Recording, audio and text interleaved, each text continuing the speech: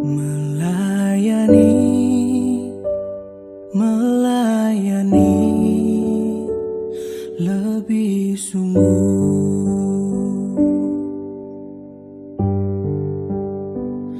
Melayani, melayani lebih sungguh.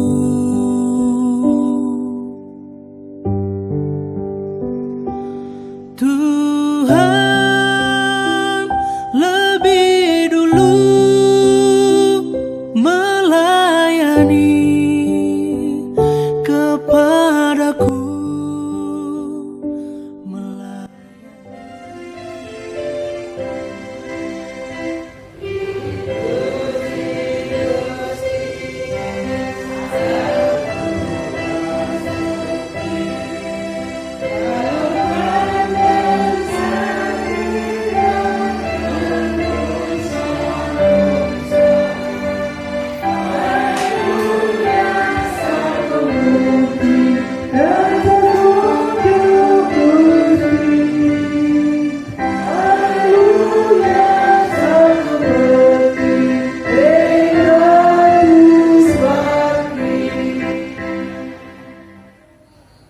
Ibadah Minggu Advent pertama saat ini kita lakukan di dalam nama Allah Bapa yang menciptakan langit dan bumi, yang tidak pernah meninggalkan pekerjaan tangannya dan yang kekal kasih setianya. Anugerah dan damai sejahtera Allah Bapa di dalam Tuhan Yesus Kristus senantiasa menyertai kita semua. Amin. Pergumulan membuahkan kebaikan. Tema khotbah kita saat ini adalah menanti kehadiran Kristus dengan hidup dalam kasih. Bapak Ibu dan saudara kasih Tuhan, kehadiran Yesus Kristus ke dalam dunia merupakan wujud kasih Allah bagi umat manusia. Kasih Allah ini terpancarkan untuk seluruh umat manusia, seluruh dunia dan seluruh ciptaannya di dalam dunia ini. Sehingga sudah sewajarnya kita sebagai umat pilihan Tuhan, marilah kita menantikan kehadiran Yesus Kristus yang kedua dengan melakukan kasih di dalam kehidupan ini, sehingga sukacita dan damai sejahtera terjadi di hidup kita dan orang-orang di sekitar kita.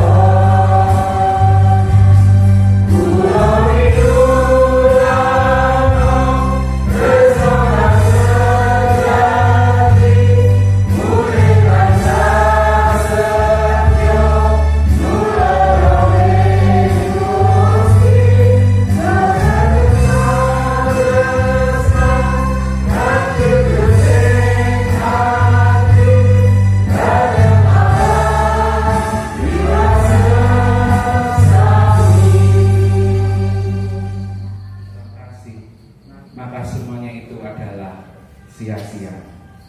Di dalam kehidupan kita, meskipun kita memiliki segala kemampuan, meskipun kita memiliki segalanya, kekayaan, kepandaian, dan apapun itu di dalam kehidupan ini, tetapi ketika kita tidak memiliki kasih, maka itu semua juga adalah sia-sia. Hukum kasih dari Matius 22:37 akan saya bacakan.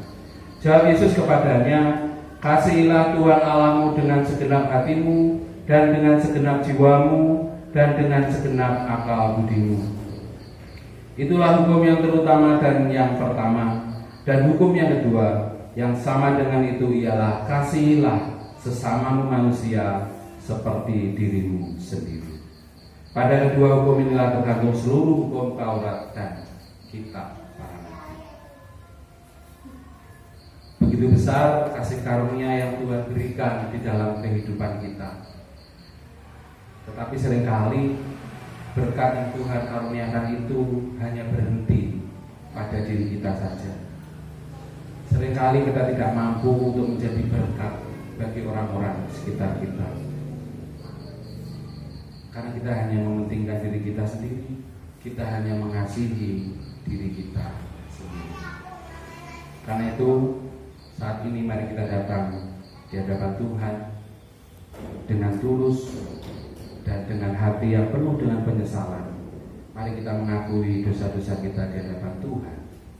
Bapak, Ibu, dan saudaraku dikasih kesempatan untuk memasuki saat teduh dan berdoa secara pribadi, mengakui segala dosa-dosanya di hadapan Tuhan. Inilah kami ya Tuhan, anak-anak-Mu yang penuh dengan dosa. Kami datang merendahkan diri di hadapan-Mu. Kami bersujud di hadapan-Mu. Kami memohon pengampun. Kasihilah kami ya Tuhan, dan ampunilah kami, karena kami yakin dan percaya hanya Tuhan yang mampu mengampuni kami dan mampu membimbing kami untuk selalu setia seturut dengan kehendak. Terima kasih Tuhan. Di dalam nama Tuhan kami Yesus Kristus, kami naikkan pengakuan dosa kami. Berjanji tidak mengulangi kesalahannya kembali, maka Allah Bapa yang Maha Kasih berkenan mengampuni dan memberikan anugerahnya kepada kita, seperti firman-Nya di dalam Yohanes 3 ayat 16-17 yang demikian. Karena begitu besar kasih Allah akan dunia ini, sehingga Ia telah mengaruniakan anaknya yang tunggal, supaya setiap orang yang percaya kepadanya tidak binasa, melainkan beroleh hidup yang kekal. Sebab Allah mengutus anaknya ke dalam dunia, bukan untuk menghakimi dunia, melainkan untuk menyelamatkannya oleh Dia. Tapi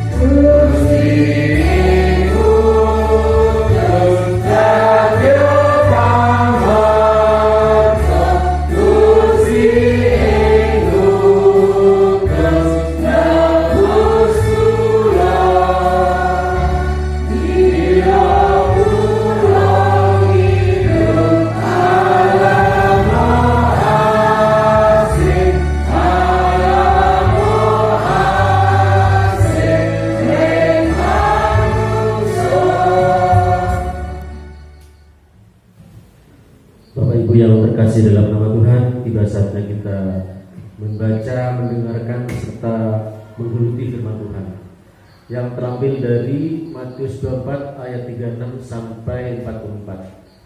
Mari sebelum kita mendengarkan firman Tuhan, kita bawa doa terlebih dahulu. Mari kita berdoa.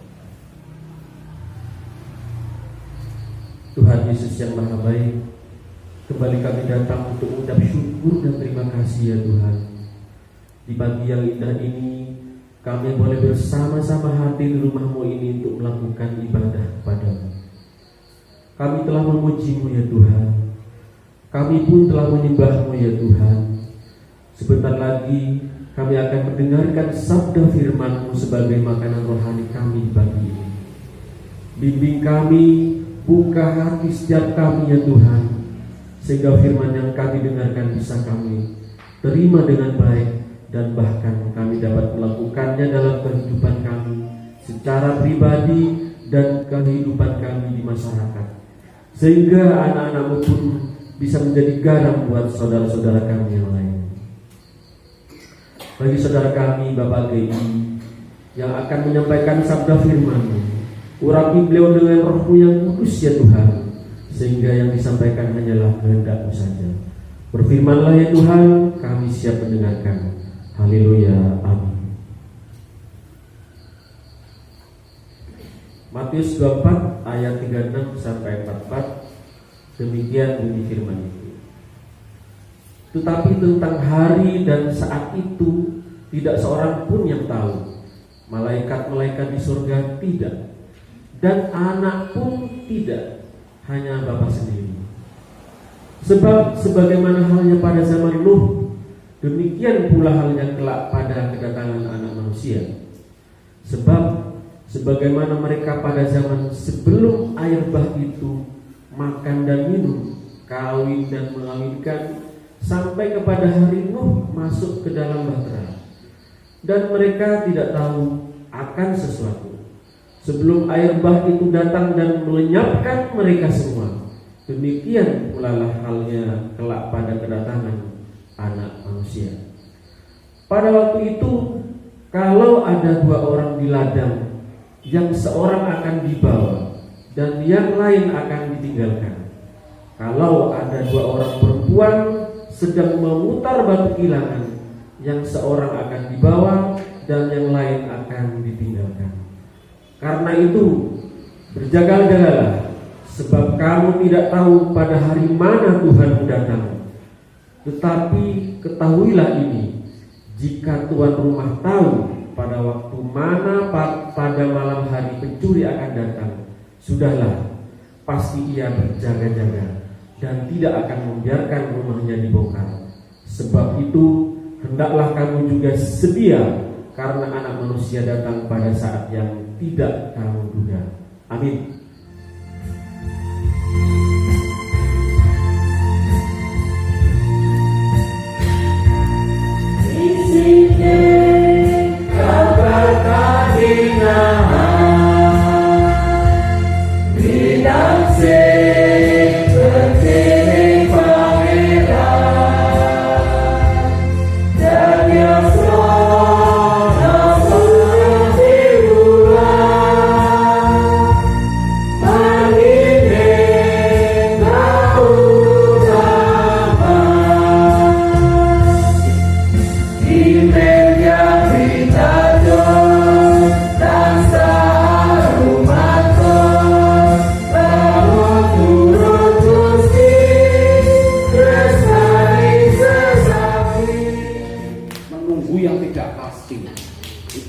Sesuatu yang sangat menyiksa mungkin ya.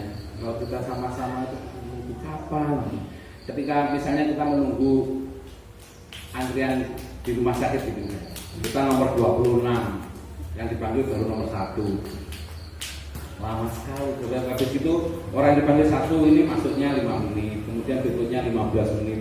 Kapan ini kita dipanggil? Padahal kita sudah tahu nomornya 26 pasti akan terpanggil. Tetapi ketika menunggu itu waktunya tidak jelas. Kalau mau ditinggal keluar nanti kelewat, mau ditinggal minum aja nanti takutnya pas kepanggil. Jadi menunggu itu jadi menyiksa sekali. Tetapi ada beberapa cara ketika kita menunggu itu, bagaimana caranya agar kita itu tidak tersiksa. Kalau zaman sekarang itu menunggu sambil mainin HP. Ada orang yang menunggu sambil ngemil, kalau tidak bisa main HP ngemil. Ada lagi mungkin yang menunggu mungkin sambil tiduran, mungkin ya ada ya. Nanti baru bangun sudah dipanggil, takutnya malah lewat. Baru sudah dipanggil ngantri lagi. Itu adalah beberapa hal yang dapat dilakukan manusia ketika menunggu. Sehingga untuk mengalahkan rasa bosan, mengalahkan rasa jengkel itu, seringkali kita melakukan aktivitas lain di dalam menunggu. Minggu ini adalah minggu Advent pertama. Masa Advent adalah masa penantian kedatangan Tuhan Yesus yang kedua. Waktunya ada yang tahu bukan? Kedatangan Tuhan Yesus yang kedua itu ada yang tahu nggak waktunya? menunggu sesuatu yang tidak pasti. Salah, pasti datang, tetapi kapan waktunya itu yang kita tidak tahu. Menunggu sesuatu yang pasti akan datang, tetapi kapan kita tidak ada yang tahu. Inilah yang membuat seseorang mungkin merasakan hidup ini kok ya berat sekali, hidup ini begitu menyiksa sekali, dengan mengharapkan. Dan ini pun juga tidak terjadi pada zaman kita saja, ini juga terjadi pada murid-murid Tuhan Yesus pada waktu itu.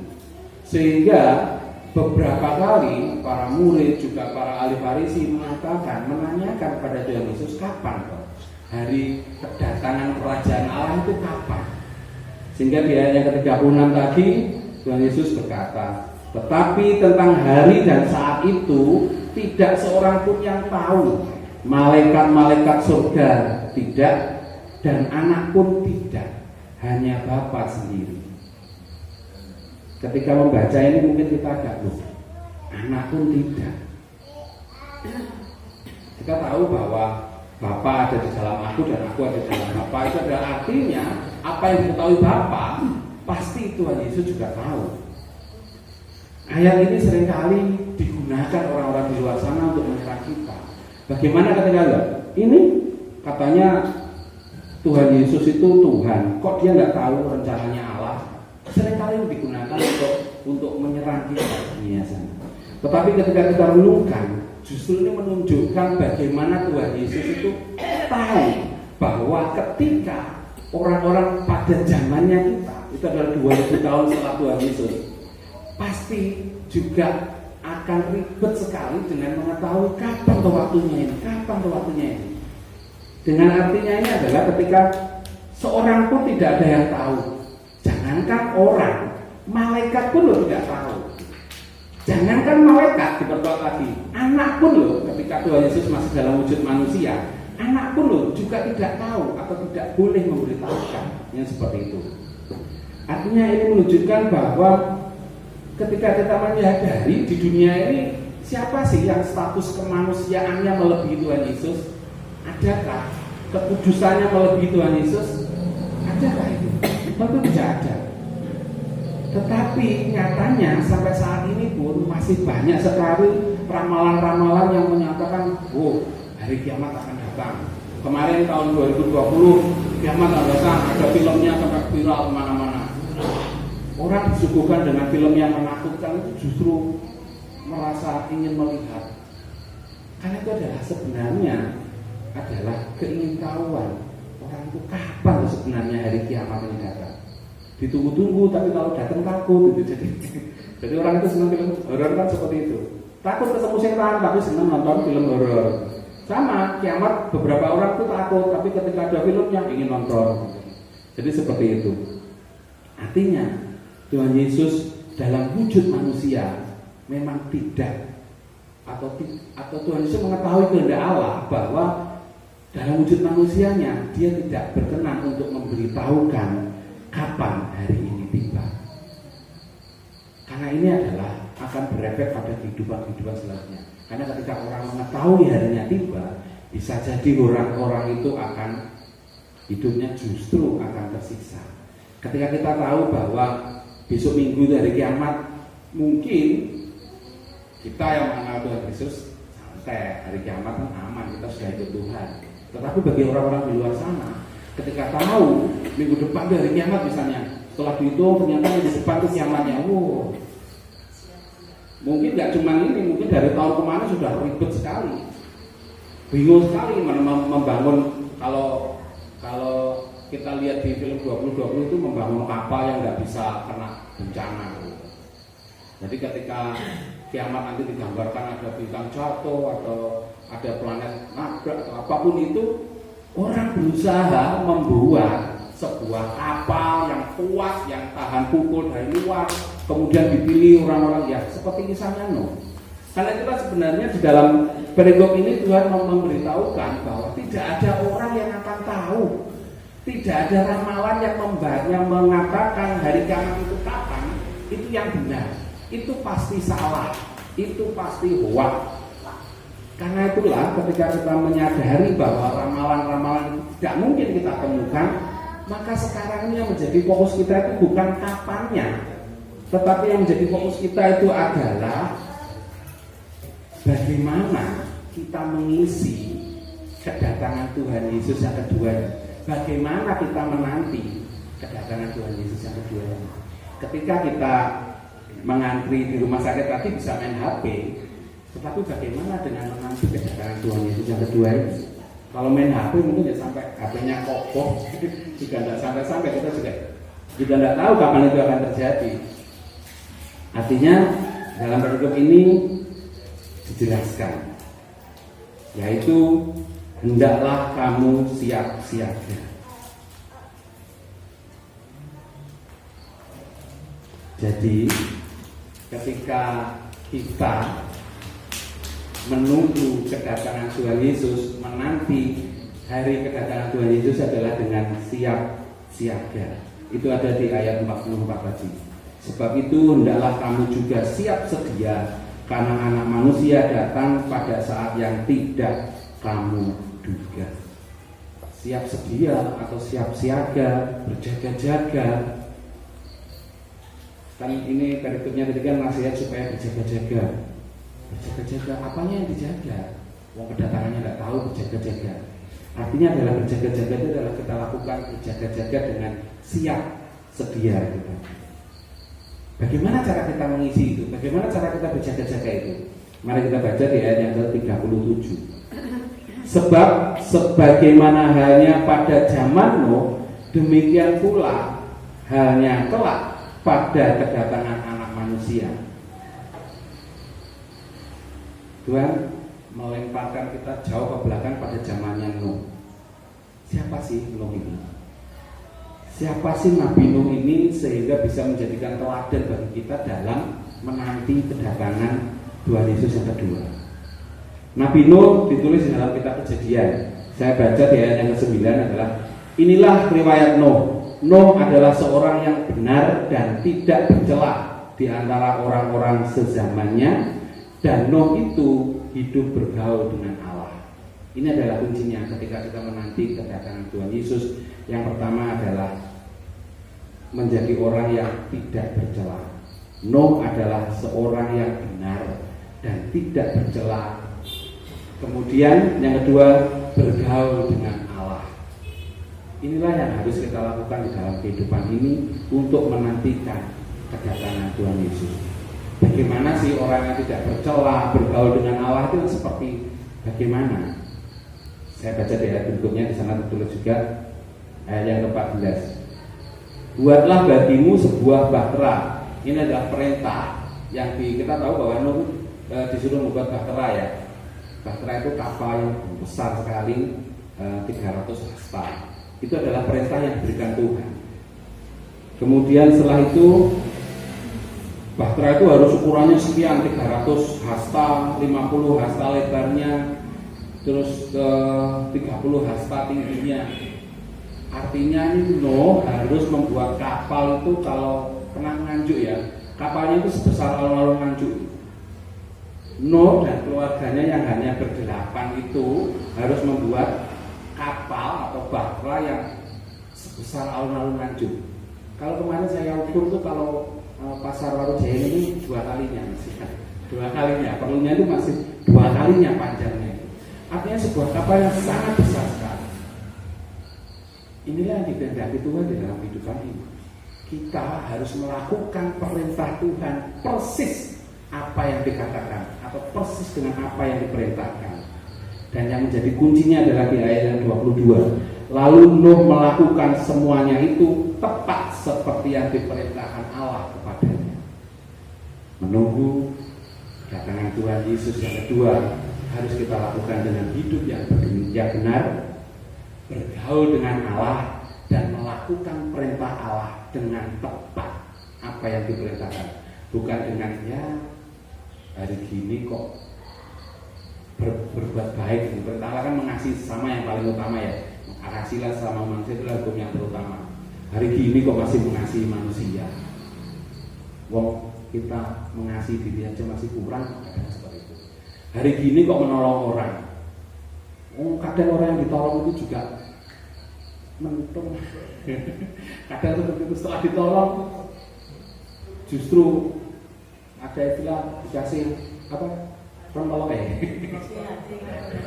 Ya ini istilahnya itu. Ada seperti itu. Sudah dikasih sesuatu yang baik, bukannya berbalas budi, bukannya mengucap syukur, tetapi malah minta yang lebih. Mau ayo kak ini, mau ayo kak anak-anak, seperti banyak hal seperti itu. Tetapi kita diperintahkan Tuhan untuk melakukan tepat apa yang Tuhan perintahkan. Artinya mungkin pada saat zaman Nuh itu juga terjadi, orang-orang sekitar Nuh juga akan berbicara, oh itu orangnya dan orang dan lapor kapal sampai di begini. Mungkin terjadi seperti itu. Tentu orang-orang sekitarnya juga tahu membuat kapal yang begitu besar pasti membutuhkan proses yang lama sekali. Kalau zaman sekarang membuat kapal induk perang itu mungkin butuh 4 tahun. Kalau zaman dahulu ya mungkin bisa puluhan tahun atau ratusan tahun mungkin. Karena usia-usia pada zaman dahulu itu kan panjang sekali. Dan ketika di kehidupan saat ini, ketika kita melakukan hal baik pun mungkin juga akan dicemooh orang. Melakukan hal baik pun mungkin akan benar. Mungkin ada orang yang bertanya seperti itu. Bahkan mungkin ketika melakukan hal baik pun justru kita mendapatkan hal yang tidak baik. Tetapi seperti yang dilakukan oleh Nuh, ini adalah teladan yang ditunjukkan oleh Tuhan Yesus, yaitu lakukanlah perintah Tuhan dengan tepat. Jangan mengurangi atau jangan mengenyang, istilahnya mengenyang menawar. Sesuk lah kalau mau berbuat baik itu nunggulah nanti kalau aku dapat lotre, ada lotre sekarang. Nunggulah nanti kalau dapat hadiah atau dapat apa, nanti tunggulah kalau gaji ke-13-nya cair baru aku persembahan atau baru nanti aku syukuran bantu orang. Artinya jangan menawar untuk melakukan perbuatan baik, jangan menawar untuk melakukan perintah Tuhan, tapi lakukanlah itu seturut dengan apa yang Tuhan perintahkan. Kenapa? Karena ternyata di dalam kehidupan Nabi Nuh ini juga disebutkan sebab sebagaimana mereka pada zaman sebelum air bah itu makan dan minum, kawin dan mengawinkan sampai kepada hari Nuh masuk ke dalam bahtera. Ini artinya sebenarnya kehidupan orang-orang pada zaman Nuh itu sebelum air bahtera itu datang, air bah itu datang, mereka itu juga hidup normal, hidup baik-baik saja. Mereka juga makan, juga minum, mereka juga kawin dan mengawinkan. Artinya mereka juga memiliki keturunan yang setelah sekarang kawin nanti mengawinkan, artinya keturunannya, anaknya. Jadi mereka pun juga hidup normal, hidupnya baik-baik saja. Tetapi di sini jelas sekali bahwa ketika 8 orang yang seturut dengan perintah Allah diselamatkan, tetapi yang lainnya yang tidak mendengarkan perintah Allah adalah dibuang atau dimusnahkan di dalam air bah. Bagaimana dengan kehidupan kita saat ini? Apakah kita ini sudah masuk di dalam kelompoknya Nabi Nuh yang telah melakukan segala sesuatu seturut dengan perintah Tuhan? Apakah kita sudah berada di dalam kelompoknya Nuh, atau justru kita masih berada pada orang-orang yang akan dimusnahkan Tuhan karena kita tidak setia kepada perintahnya? Mari kita melihat diri kita secara pribadi. Mari kita melihat diri kita, apa yang kita lakukan di dalam kehidupan ini. Pada minggu Advent ini kita diingatkan, sudahkah kita melakukan perintah Tuhan di dalam kehidupan ini? Sudahkah kita mengasihi sesama kita? Sudahkah kita mengampuni orang yang salah dengan kepada kita? Atau sudahkah kita meminta maaf atau meminta ampun kepada orang-orang yang telah kita sakiti? Sudahkah kita menolong orang-orang sekitar kita yang membutuhkan kita? Atau justru kita masih tetap melakukan semau kita masih tetap melakukan apa yang saya senangi, apa yang penting perut saya kenyang, tapi kita tidak mempedulikan kebutuhan orang lain, tidak peduli dengan orang lain. Mari kita merefleksikan diri kita, karena ketika saatnya tiba nanti, ketika ada 2 orang di ladang, hanya 1 yang diambil, yang lainnya dibuang. Ketika ada 2 orang yang memutar kilangan, 1 kilangan, hanya 1 yang dibawa, yang kita mau jadi orang yang di bawah atau kita menjadi orang yang di bawah. Itu adalah pilihan dan refleksi kita pada saat ini untuk melakukan perintah Tuhan. Kita memilih menjadi orang yang di bawah Tuhan atau kita yang ditinggalkan atau dibuang. Menanti memang merupakan hal yang membosankan, tetapi jika menanti itu kita lakukan dengan berdiam diri, itu justru akan membuat semakin membosankan. Tetapi ketika menanti itu kita lakukan dengan sesuatu yang bermakna, maka itu akan menghasilkan hal yang benar. Sebagai umat pilihan Tuhan, marilah kita menanti kedatangan Tuhan Yesus Kristus yang kedua dengan melakukan kasih di setiap kehidupan kita, karena ini adalah wujud sikap waspada dan berjaga-jaga kita. Kiranya Tuhan memampukan kita untuk selalu waspada dan selalu melakukan kasih di dalam kehidupan ini. Tuhan Yesus memberkati. Kita masuk. Terima kasih Tuhan. Firman-Mu mengingatkan kami untuk selalu waspada, untuk selalu setia melakukan perintah-Mu. Mampukan kami Tuhan.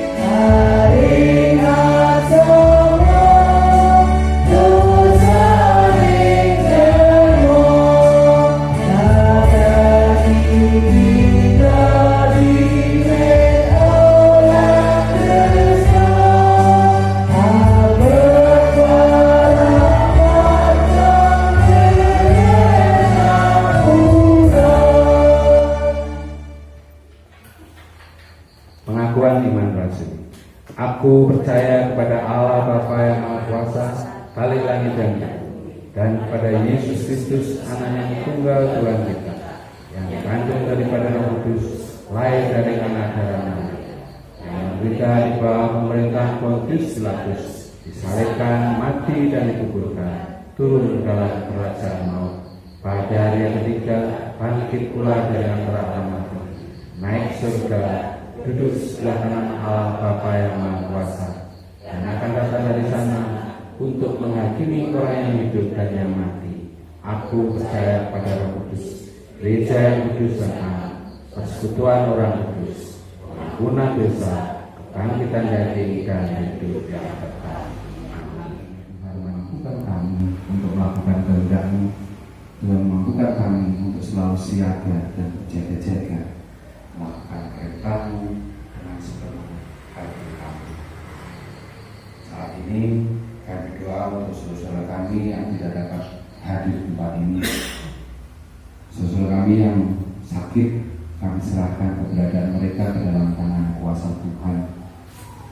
Kiranya melalui makanan dan obat-obatan dan juga pelayanan kesehatan yang diterimanya, kiranya Tuhan berkati mereka dengan kesembuhan dan kesehatan, sehingga pada waktu-waktu berikutnya saudara-saudara kami dapat berkumpul bersama-sama dengan kami. Tuhan, kami juga teringat saudara-saudara kami yang mungkin sengaja menjauh daripada-Mu, menjauh dari persekutuan ini. Kiranya Tuhan mengetuk pintu hatinya sehingga saudara-saudara kami ini merasakan kebenaran. Terima kasih Tuhan. Kami serahkan seluruh umat-Mu di Gereja Kristen Jayawetan ini.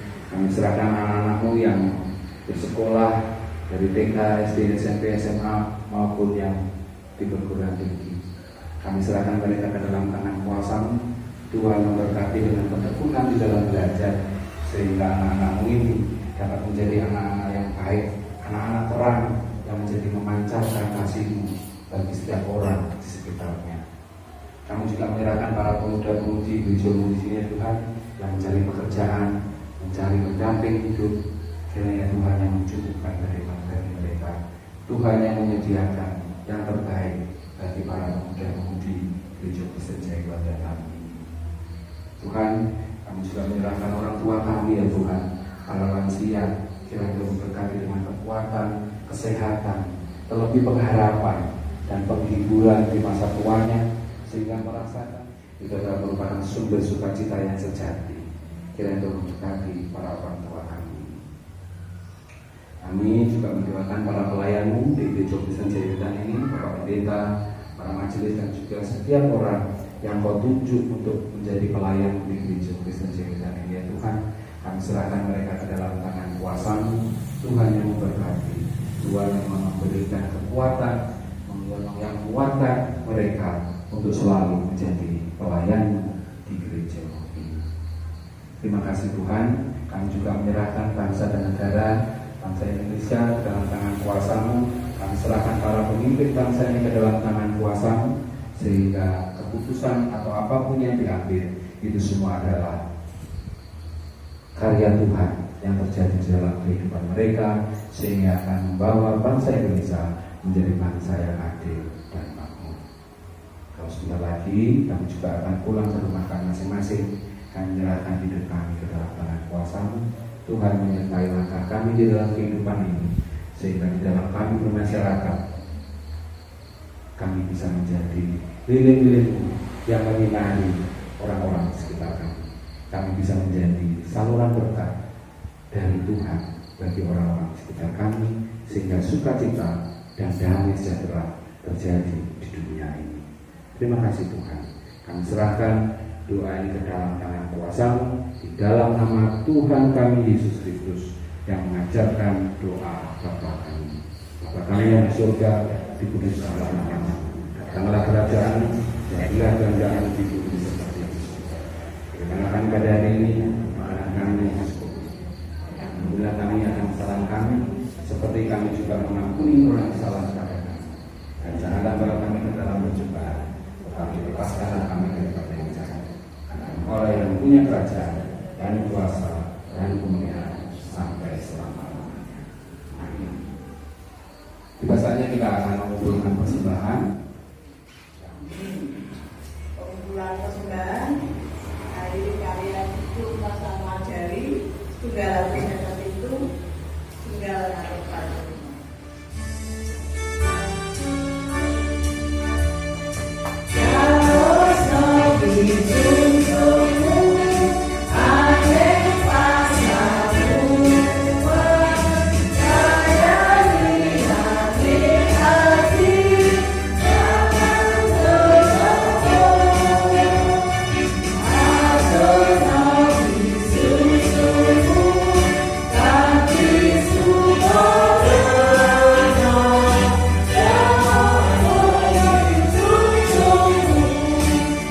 Love.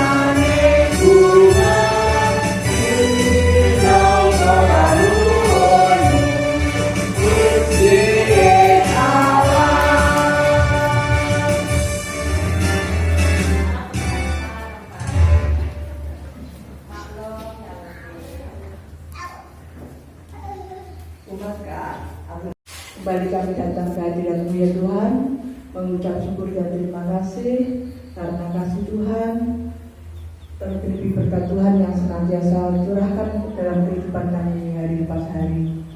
Untuk itu ya Tuhan, perkenankan pada pagi hari ini kami boleh mengambil bagian kecil berkat yang telah kami terima.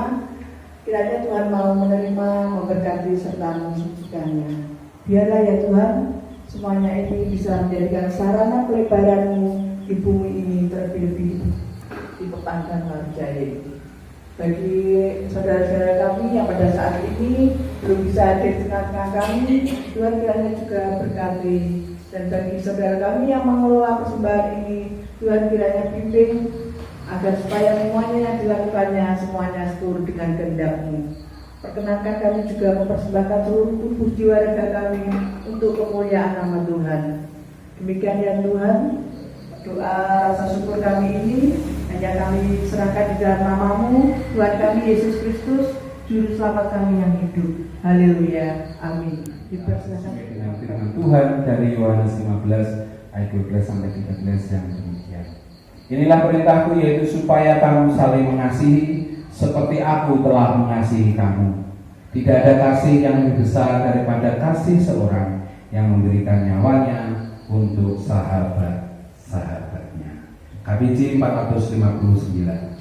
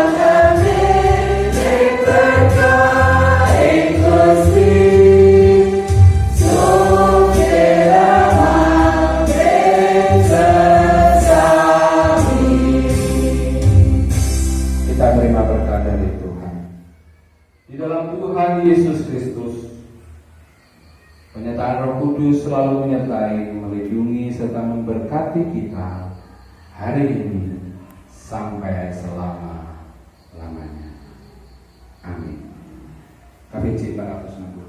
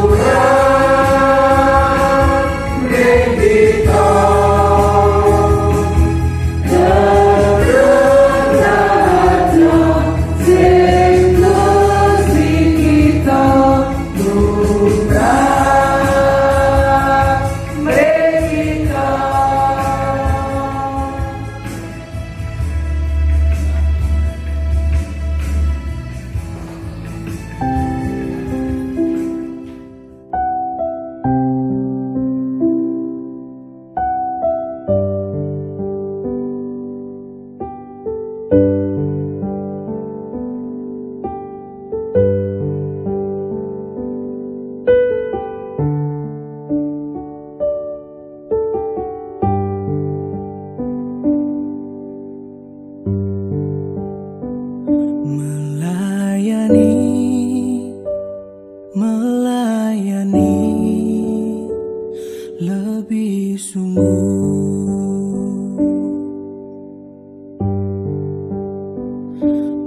melayani, melayani.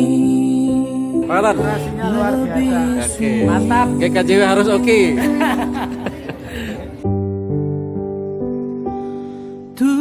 Tuhan lebih dulu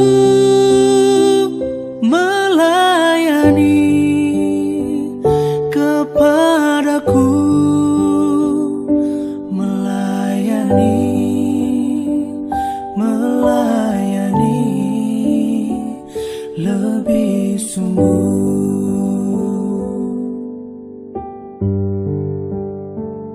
Mengasihi, mengasihi lebih sungguh.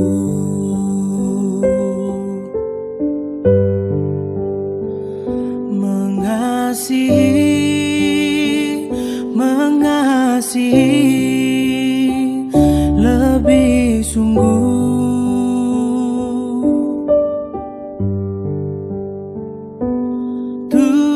Tuhan lebih dulu mengasihi kepadaku, mengasihi, mengasihi lebih sungguh.